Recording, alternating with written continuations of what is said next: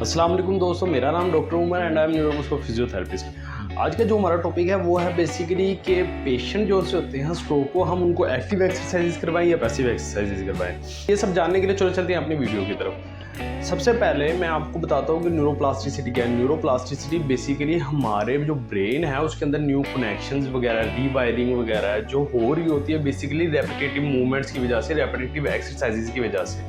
अब जैसे मैं आपको एग्जांपल दे रहा हूँ, जैसे लोग गाड़ी चला रहे हैं, कोई बंदा गाड़ी चलाना सीख रहा है तो वो ऐसे नहीं सीख रहा कि अब वो बेसिकली नेट से देख रहा है या फिर वीडियो निकाल के देखी जा रहा है वो सीखी जा रहा है। नहीं, ऐसे नहीं है। अगर किसी ने गाड़ी चलाना सीखनी है तो बेसिकली वो उसको ड्राइव कर कर कर कर मास्टर हुए जा रहा है। ब्रेन के अंदर एक पाथवे बनता जा रहा है, उस पाथवे को स्ट्रेंथन करते जा रहा है जिसे हम न्यूरोप्लास्टिसिटी वगैरह कहते हैं। इसी तरह अगर किसी पेशेंट को स्ट्रोक हुआ है उसको एक्टिव एक्सरसाइजेज या पैसिव एक्सरसाइजेज, अब उसको सिर्फ और सिर्फ एक्टिव एक्सरसाइजेज से फ़ायदा है, उसको पैसिव एक्सरसाइजेज से कोई फ़ायदा नहीं है। पैसिव एक्सरसाइज सिंपल ये है कि आप जाते हैं उसके हाथ और पाँव ऐसे हिलाते हैं, मोड़ते हैं, सीधा करते हैं, इससे पेशेंट को कोई फ़ायदा नहीं होता। एक्टिव एक्सरसाइजेज से बेसिकली जो पेशेंट होता है इंगेज होता है एक्सरसाइजेज में, मूवमेंट को इंकरेज कर रहा होता है, ब्रेन के अंदर न्यू पाथवे वगैरह बन रहे होते हैं, वो पाथवे स्ट्रेंथन हो रहे होते हैं,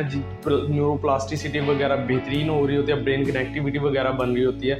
अब जैसे जैसे पेशेंट एक्टिवली एक्सरसाइज वगैरह करता है, पैसिव एक्सरसाइज आप स्टार्ट में करवा सकते हैं, बिल्कुल स्टार्ट में उसकी सिर्फ जॉइंट इंटेग्रिटी वगैरह को मेंटेन करने के लिए, लेकिन ज़्यादातर जो पेशेंट हैं उनको एक्टिव एक्सरसाइजेज की तरफ इंकरेज करें, क्योंकि पैसिव एक्सरसाइज से कोई फ़ायदा नहीं है। कोई फ़ायदा पैसिव एक्सरसाइज से नहीं होगा। पैसिव एक्सरसाइज से उल्टा नुकसान ये होगा कि जब आप पेशेंट का कोहनी को आप उसको ऐसे मोड़ते हैं, ऐसे सीधे कर रहे होते हैं, तो जो स्पास्टिसिटी वगैरह जो पेशेंट के अंदर आ रही होती है, आप उसके अगेंस्ट एक फोर्स, फॉर एग्जांपल आप उसको मोड़ते हैं कोहनी को, तो अगर तो बाइसेप में टाइटनेस वगैरह आई है, बाइसेप में स्पास्टिसिटी वगैरह आई है, तो उस आप स्पास्टिसिटी के अगेंस्ट एक फोर्स लगा रहे हैं जो उस स्पास्टिसिटी को मजीद स्ट्रेंथन कर रहे हैं, जो स्पास्टिसिटी को बढ़ा रही है। और स्पास्टिसिटी इतनी आसानी से नहीं जाती, ये स्ट्रोक के पेशेंट को खुद को भी पता होता है। स्पास्टिसिटी में स्ट्रेचिंग करते रहना तो बजाय इसके कि आप पहले उसकी स्पास्टिसिटी बढ़ाएं फिर उसके बाद उसकी स्ट्रेचिंग की तरफ लेके आएँ,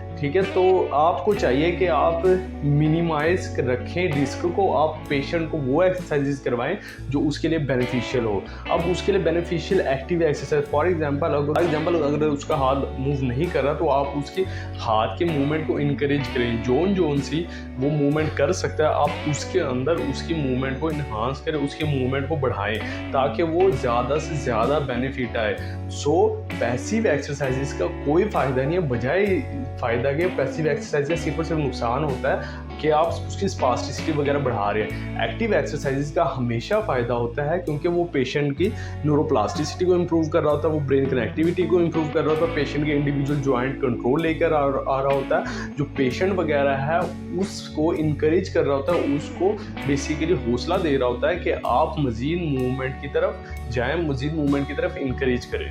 अब पेशेंट जो सा है, फॉर एग्जांपल उससे नया स्ट्रोक हुआ है, वो आप उसको कौन सी यानी कि एक्टिव एक्सरसाइजेज वगैरह करवा सकते हैं, आप उसको बेड मोबिलिटी एक्सरसाइजेज वगैरह करवा सकते हैं, जो मैं आने वाली वीडियो में आपको बताऊंगा।